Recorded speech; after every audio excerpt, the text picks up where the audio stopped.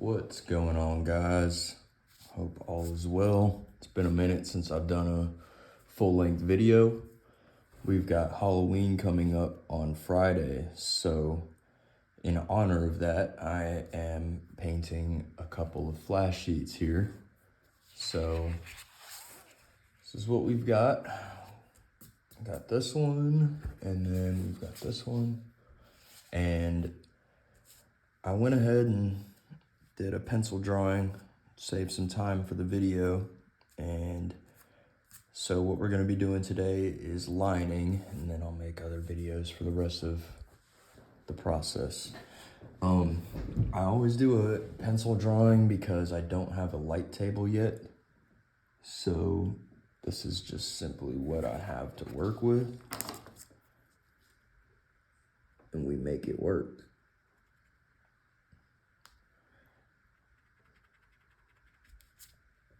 Okay, so to start off, I always do a wash over the pieces with a little bit of brown ink, because nobody's skin is the color of this paper. So I've got this little swatch here. You can see I already tested out my brown ink. I like the way it looks. I like the shade of this wash. And so I'm gonna go left to right, and we're just gonna go ahead and sort of wash over this and give it some kind of framework to work within. And I don't really worry about making this like perfectly around the lines or anything like that, because it's not really going to get noticed once it's all colored in and everything like that. So it's just to kind of, it makes the colors pop a little bit more. If you've ever taken an oil painting class or just a painting class in general, this is also kind of a rule of thumb. You usually want to stain your canvas with a little bit of umber or something, just to get rid of that stark white. It's just, the colors will pop more. It'll just look a little bit more natural. And in terms of tattooing, it makes it a little bit more understandable for the client. They can see, they can get a little bit more of an accurate understanding of how it's going to look on their skin. Now, obviously, this is still pretty fair looking. It's pretty fair, pretty close to a fair skin. But, you know, it's just to kind of give you a little bit more of an idea, because no one's skin, unless you're like maybe Scandinavian or some shit. And I apologize for all the sounds in the background. Those are my dogs running around. For some people, that sound may be a little bit distracting. For me, personally, I love the way my dogs sound in the background. All those weird mouth noises and walking around actually kind of is soothing to me. I just love my dogs so much.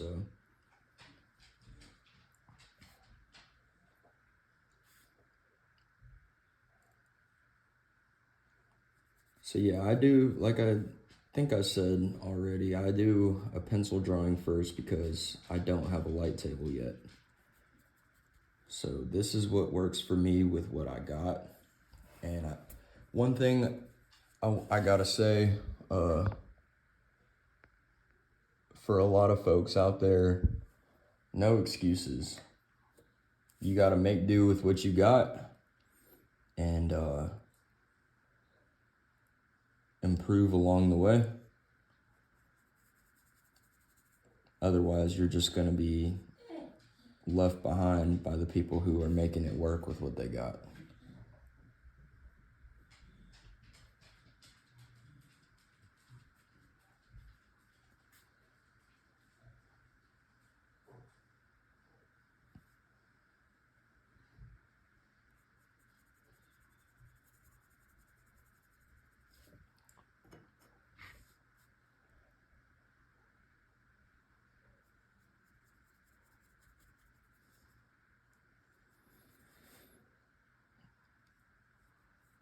So for those of you who don't know me, I have been in the tattoo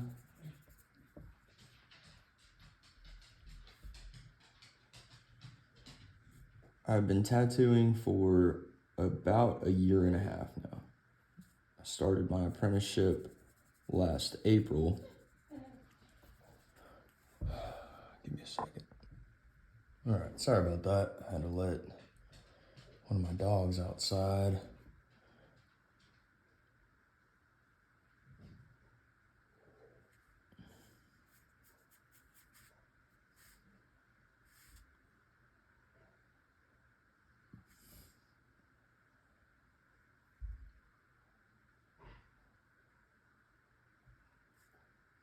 So I'm working on Arch's cold press 140 pound. I know a lot of people prefer I'm working on Arch's hot press, 140 pound. I know a lot of people prefer the cold press because that's just sort of the industry standard. But it's a little too bumpy for me. If you don't know the difference between hot press and cold press, hot press is like it's been ironed. That's the only way I can really explain it. It's very smooth. There's no bumps. Cold press is very rigid, and I just feel that it's so much more frustrating to work on cold press, especially for lining, and especially if you're using a nib, which is what I will be doing today. It just takes so much more patience, and there's so much more room for error. My whole sort of philosophy is to set myself up for success. I don't want to have to fight my materials to get the results that I want. So I prefer to use cold press. And to each their own. So if you prefer, I prefer hot press. I keep getting that terminology mixed up. If you prefer cold press, then, you do you. You stick to what works for you. I think a lot of people stick to cold press just because that's what they've been told is what you use. You use inks or watercolors on cold press, and that's how you paint flash.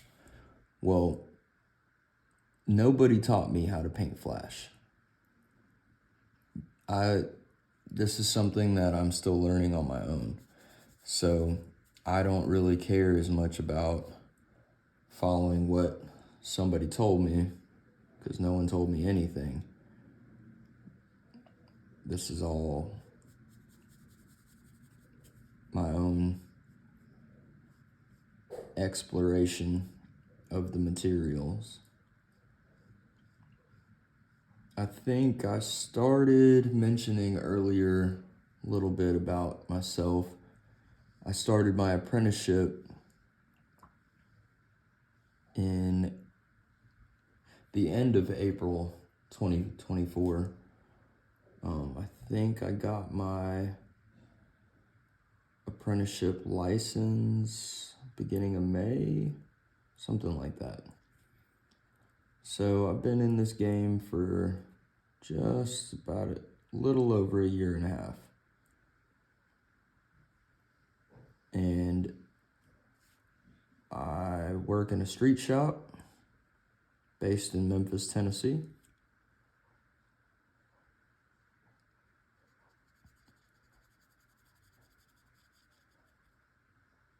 And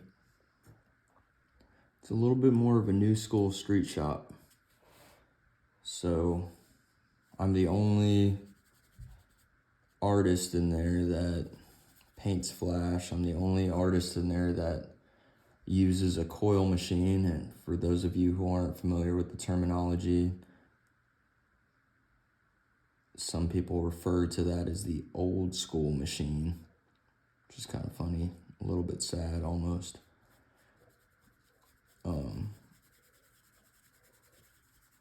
But yeah, so a lot of my journey has been self-taught, especially when it comes to stuff like this. And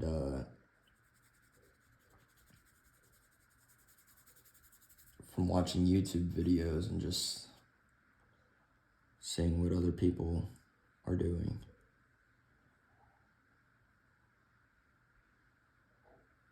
So all I can really say is if you want to be a traditional tattoo artist, I recommend that you find a traditional artist who is good at it and train under them. I do not recommend taking the route that I've taken. I just wanted to get my foot in the door because I had been asking people left and right how to become a tattoo artist. No one was really wanting to help me out. They were just kind of like, oh, just buy some equipment and start in your house and blah, blah, blah. And I just didn't really want to go that route. It just felt like that would really set me back for some reason, or like, I don't know, it just didn't feel right to me. So I didn't really know what to do, and I did fold a little bit, and I ended up in a shop that's not, doesn't really specialize in traditional by any means. It's just kind of it's a street shop that just whatever the client wants. We're in the middle of Memphis, Midtown, downtown Memphis, so we get all kinds of people asking for all kinds of different things, and it's honestly been good for me because it's helped me just sort of like get a lot of reps in for tattooing and stuff. But at the same time, those reps have been, it's not like I've really had the best direction when it comes to the reps. So it's been a lot of trial and error, and I've had to make so many mistakes. I mean, just like, it's been a really tough journey for me to become a tattoo artist. And it's going to be tough for everyone. That's part of it. You have to pay your dues. But I think that I may have faced some unnecessary challenges just because I was so eager to get my foot in the door. So I highly recommend, if you're looking to become a tattoo artist, don't take shortcuts. Don't just try and find anyone with a license to get you in this world, because while it might be easier to get in by doing it that way, you will struggle really hard to get to the level that is respectable and a level that, you know, you can be proud of. You know, you see videos all over the internet of people talking about how they started in their house and here's how their journey looks, and now they're some sort of famous artist or whatever, and they're doing super good. First of all, at some point along the journey, those people found someone to help them out. Also, well, there's a few factors.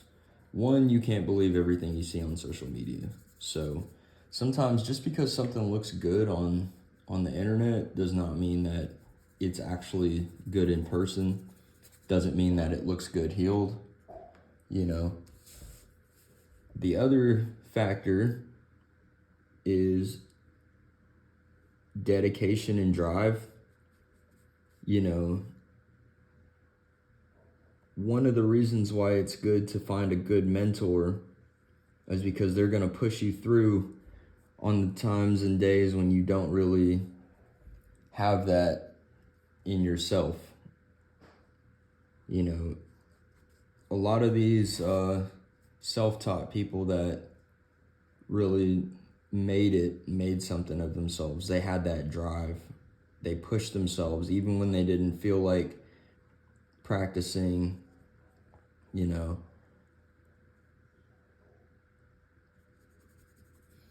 And that's kind of like what I got going on, you know. No one's telling me to paint this. The owner of the shop didn't say like, hey, Halloween's coming up, everyone needs to have a flash sheet. He's not doing any flash.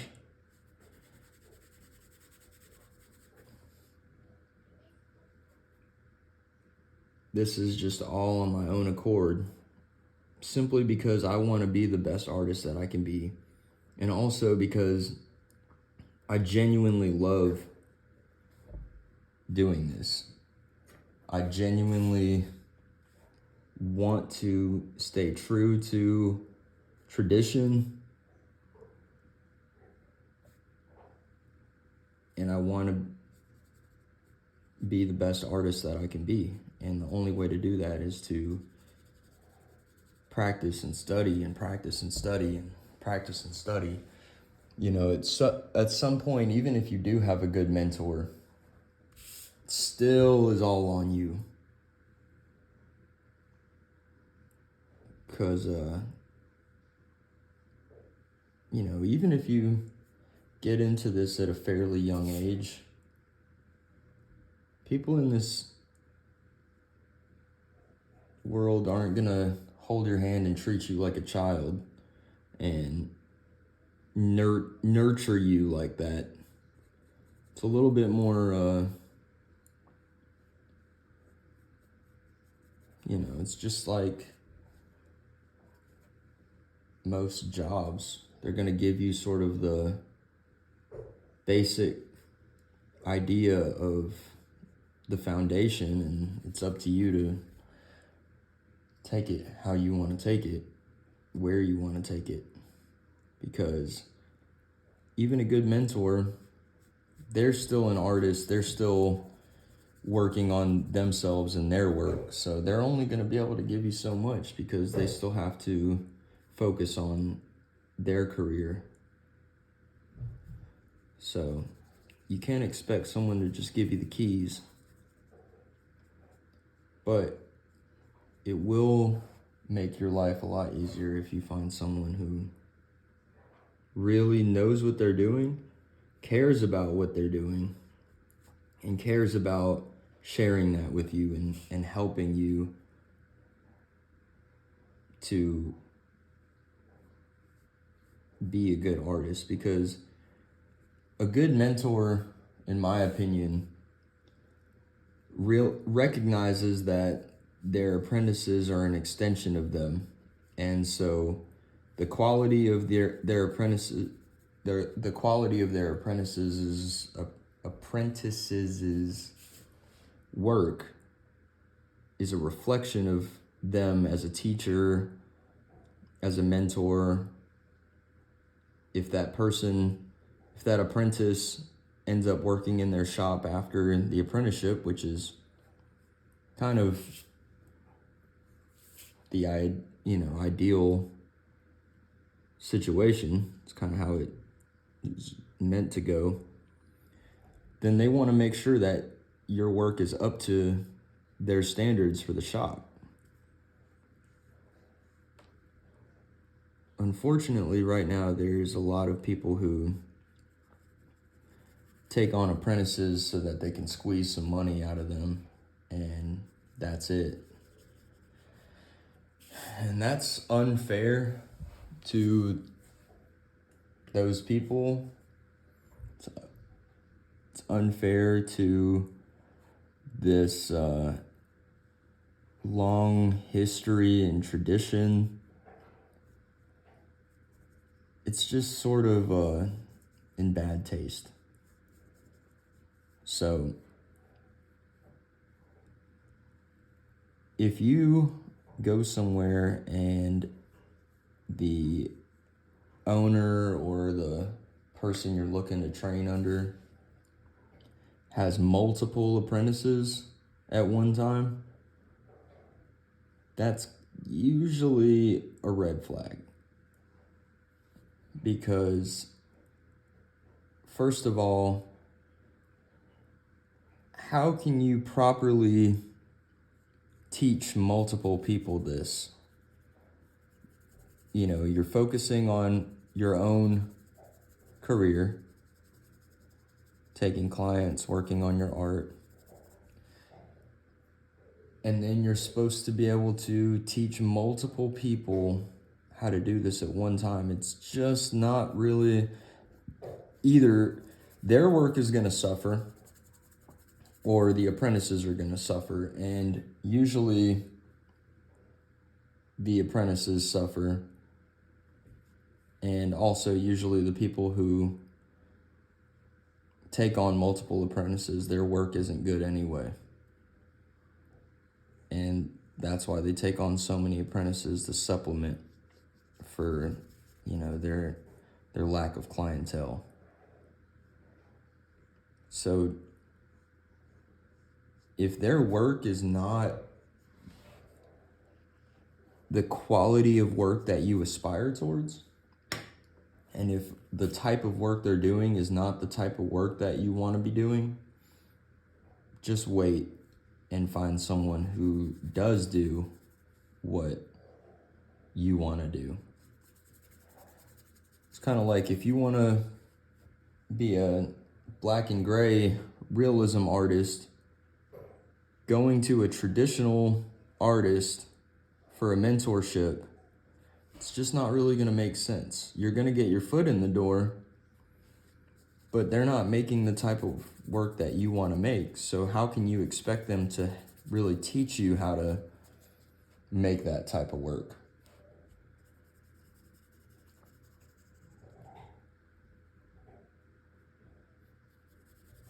And, like I said, I'm speaking a little bit from experience and just kind of from doing things the wrong way.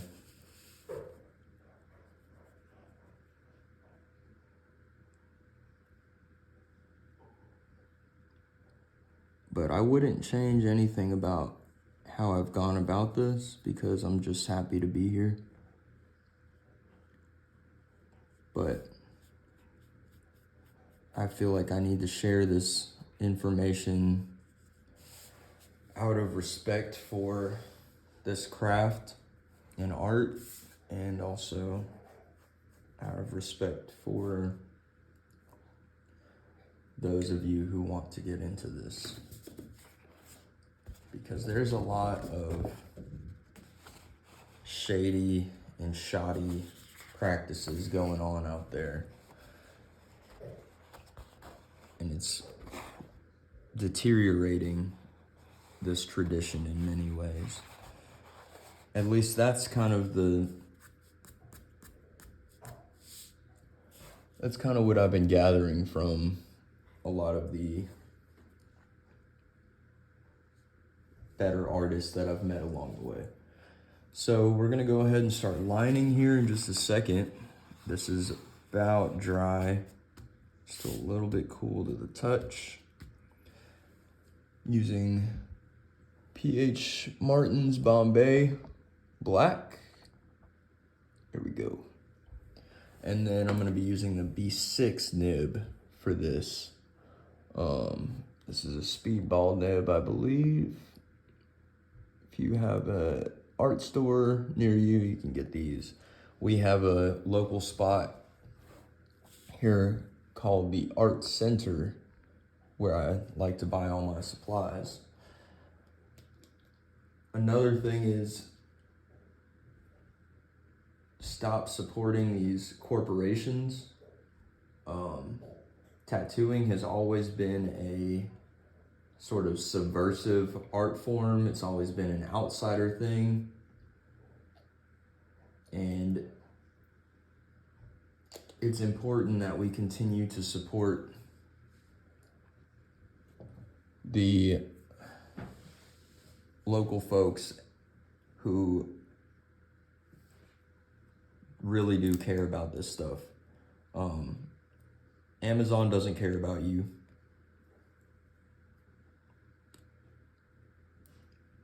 Dragonhawk doesn't care about you. But trust me, if you buy a machine from a local, not local, but a guy who builds them and tattoos and cares about this business, it will just be better for you and them and for this culture, okay? Stop trying to be cheap. Stop trying to go do shortcuts. Okay, so here we go. We're gonna start again left to right. Helps with the smudging. And I'm gonna go top to bottom. Unlike a tattoo where you go bottom to top, because I'm avoiding smudging as much as possible.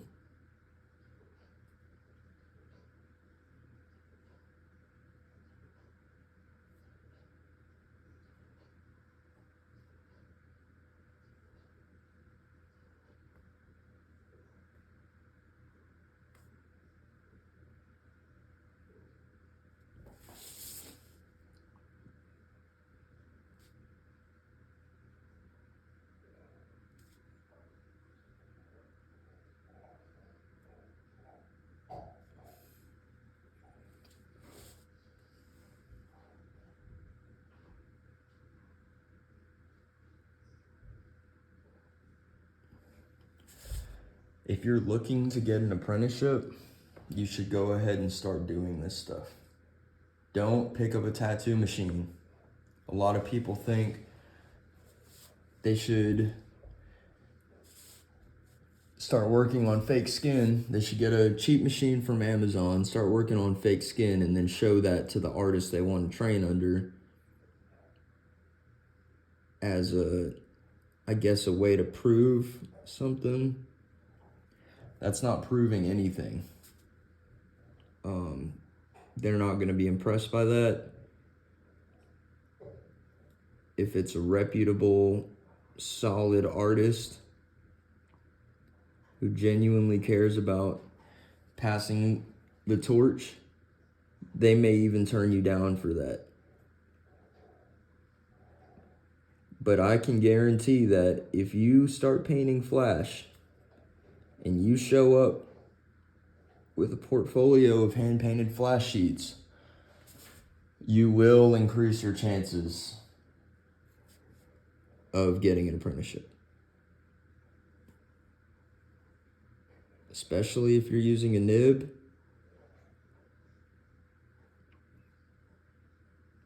This is such a great way to practice your line work. And it's also it's becoming such a lost art for a lot of the new folks coming in this digital age. You know, a lot of people just do iPad flash. Look, I understand, because a lot of people are like, why would I waste my time hand painting? I just want to have a design ready for a tattoo. And then, you know, because I'm going to tattoo it, that's the final piece. And I get that. I get it. But trust me. Just trust what I'm saying.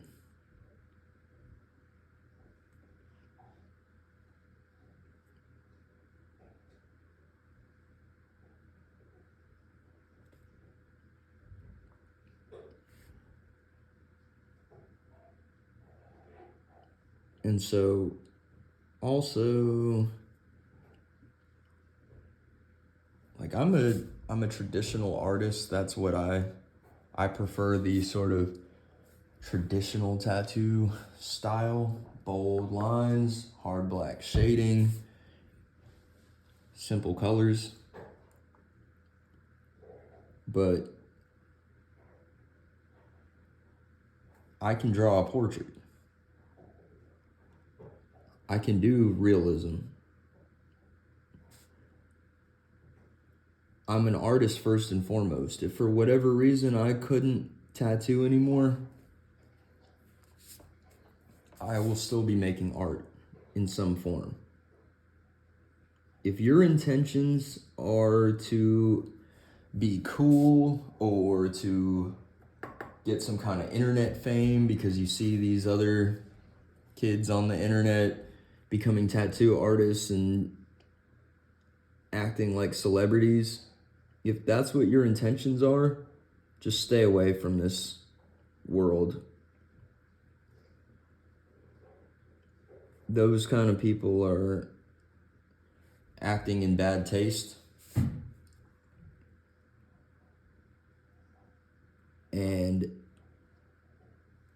you will not be able to sustain through the hard times. When it gets tough, when it's slow, the only thing that can really carry you through that is love and passion for what you do. Especially in the beginning. You know, I see a lot of people on TikTok and Instagram in their apprenticeship making videos working on fake skin, and you know, they're getting tens of thousands of views and likes, and I think that can sort of distort the reality of an apprenticeship. Because a lot of people see that and they're like, oh yeah, you know, tattooing's so cool. Everyone will, you know, I'll blow up from tattooing. I'll make so much money. I'll go viral. And that's just not how that works. And even if you go viral, the chances of that turning into, you know, sustainable clientele are slim. Now, I'm not trying to be a Debbie Downer here. I'm just trying to give you guys the realistic take on how this goes. It's not about fame, especially in tattooing. That is such a recent phenomenon. Get into tattooing, you'll be rich and drive a Ferrari and tattoo celebrities. That's only a select handful. And most of the people that have gotten to that level have put in exceptional levels of work. So if that's where you want to go, be prepared to out hustle everyone.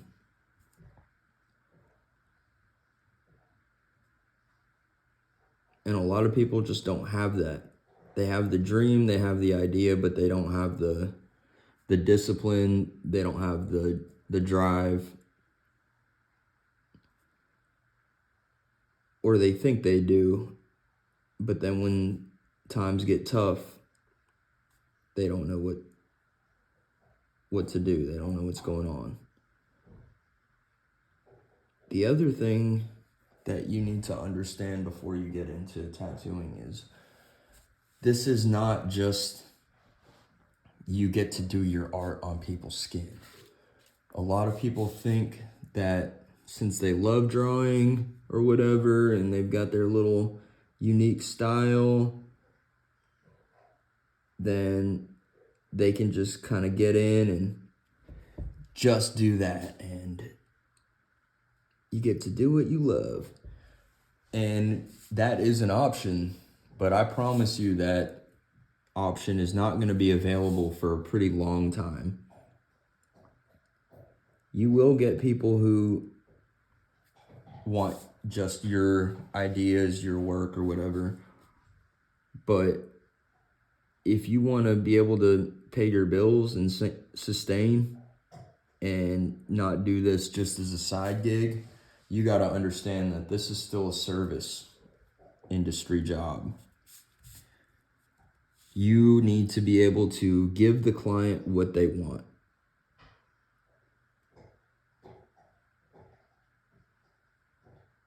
That means that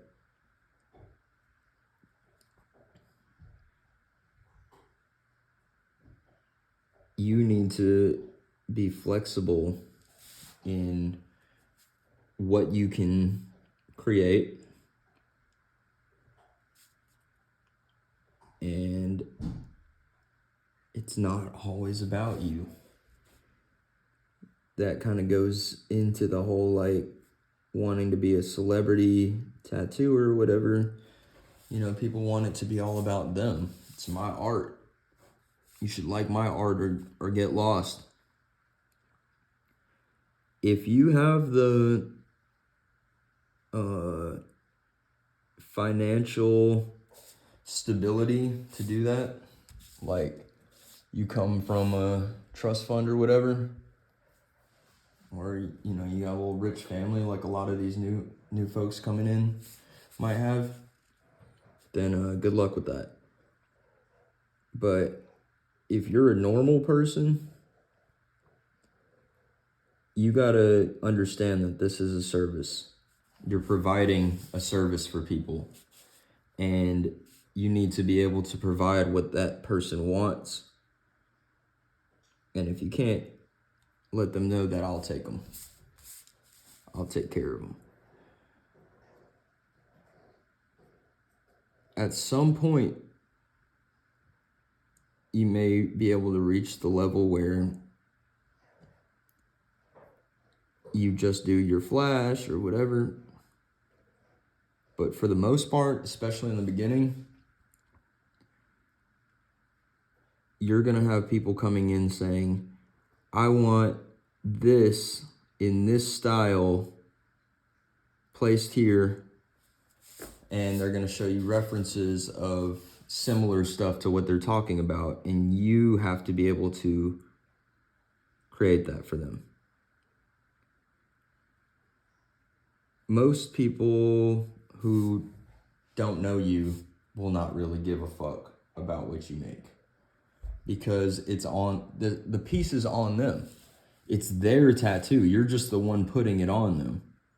So in your mind, it's all about your art. In their mind, it's all about their idea. And you're just the service provider.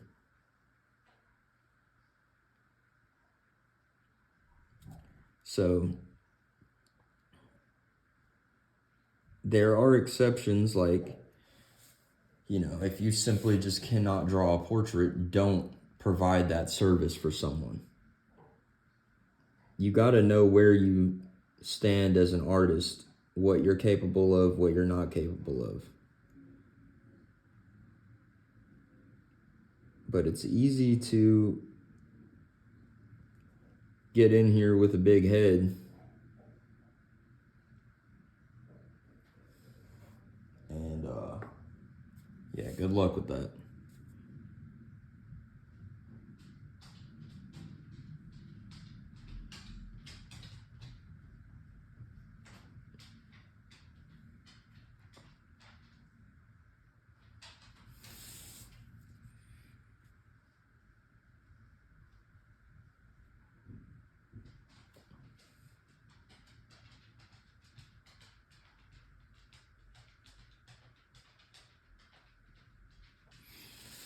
Also, if you start painting flash with a nib, I can almost guarantee that you're gonna pick up lining with the tattoo machine quicker. It's not the same by any means, but the control that you have to exercise with a nib will for sure translate to the control that you have to exercise with the tattoo machine. Also, if you don't have any tattoos, then that should be your first step. Go get some tattoos. If you want to become a tattoo artist, you need to know what it's like to be a tattoo client. I think it's so strange that there are people out there becoming tattoo artists with no tattoos. Not only is it kind of a slap in the face, but it's also just weird. It's lame. Lame as hell.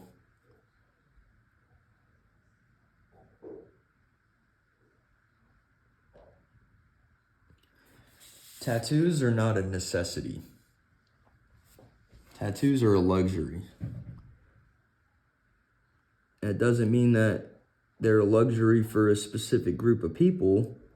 It just means that in general,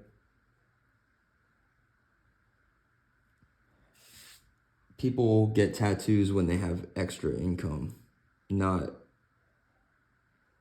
not the first thing that they want to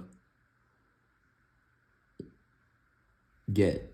You know what I mean? When some people are low on money, they don't go out and get tattoos. So it's important that this business doesn't get oversaturated, because the clientele is not, like you can have 1 billion plumbers because people are always going to need plumbing work.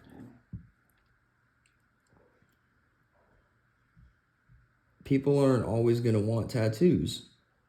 So if you've got a bunch of artists in the industry,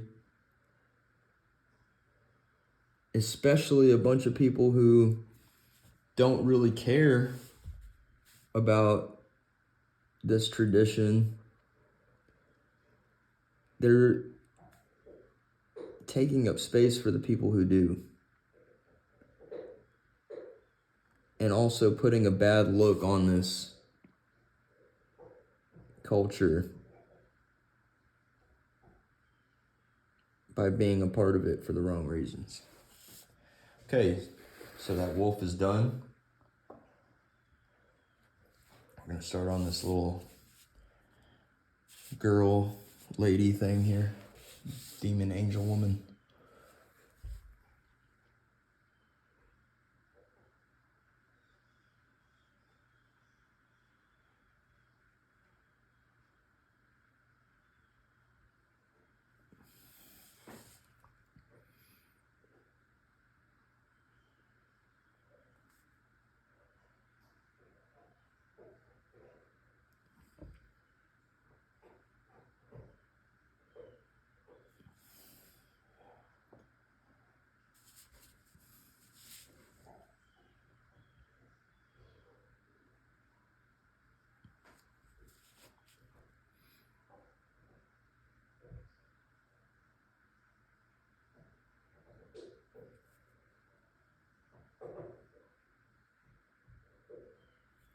Also, the other thing is, this is not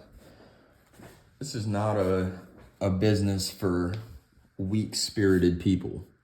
If you have a hard time with confrontation, if you have a hard time with criticism or dealing with people, this is not for you. This is not I get to just be a quiet artist and put my head down and just make drawings all the time.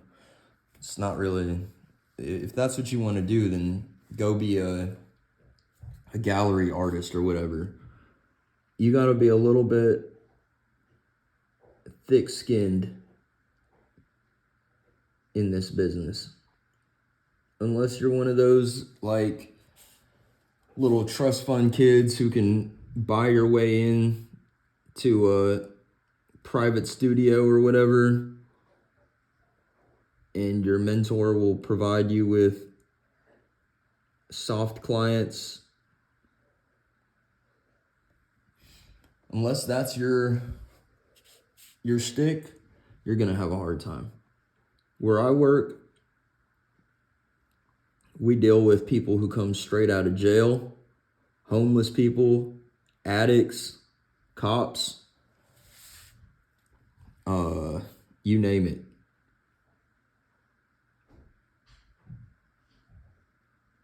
You gotta have a little bit of a pretty good understanding of what the real world is like.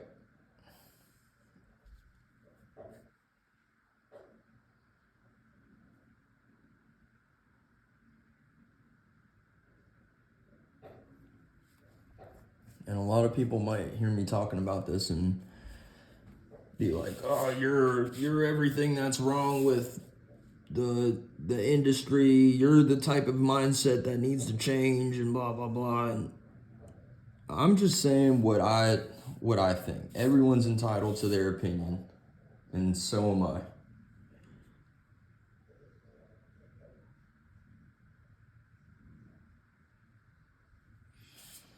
But this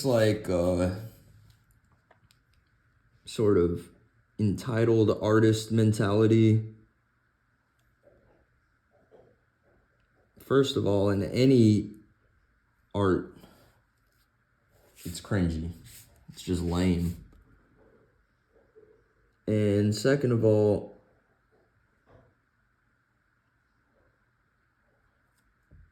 in tattooing, it's just probably get eaten up out there with that.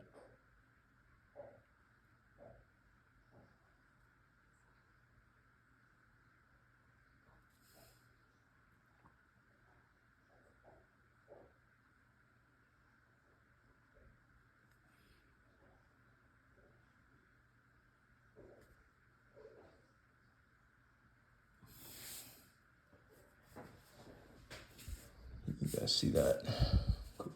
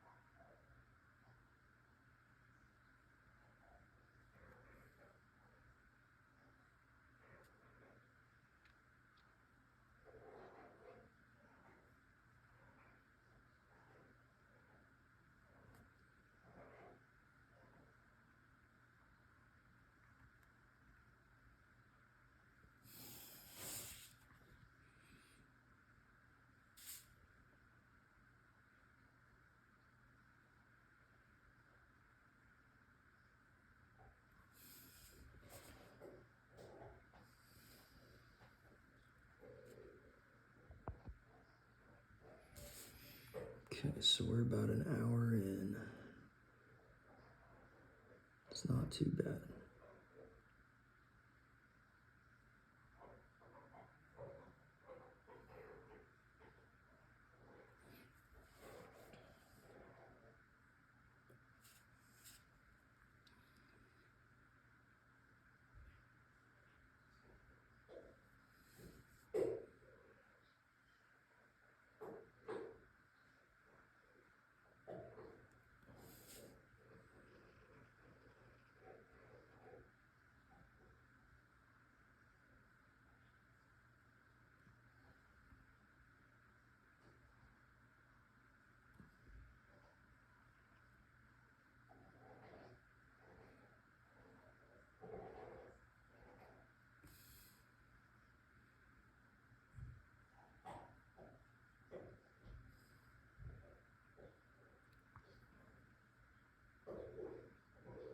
If you guys hear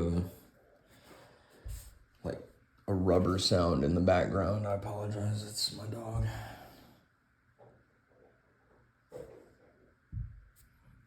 don't really like this. Let's see how that looks. Yeah. Oh well. It's fine. Just got some kind of weird tribal thing going on. Let's see.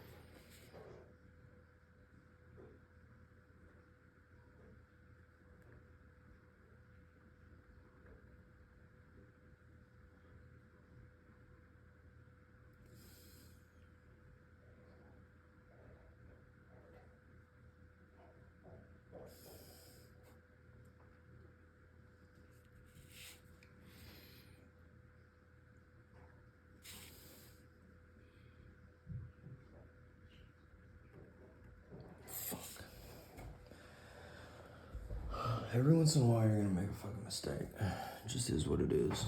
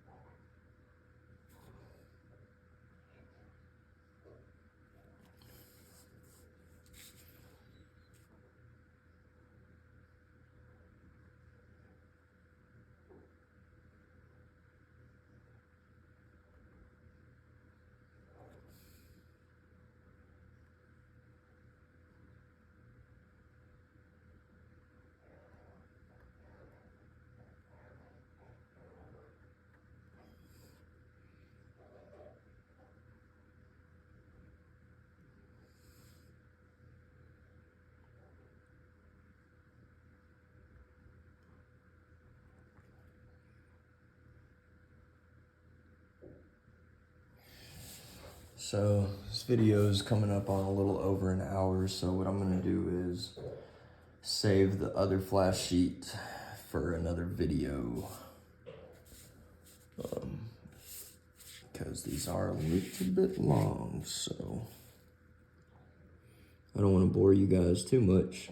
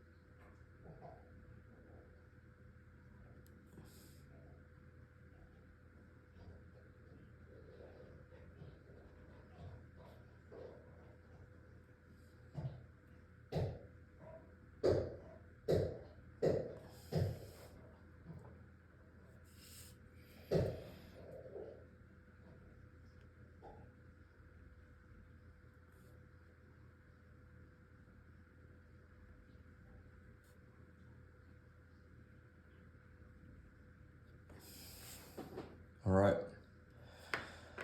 So that is sheet 1 lined, and I will be doing sheet 2 in the next video. Thank you.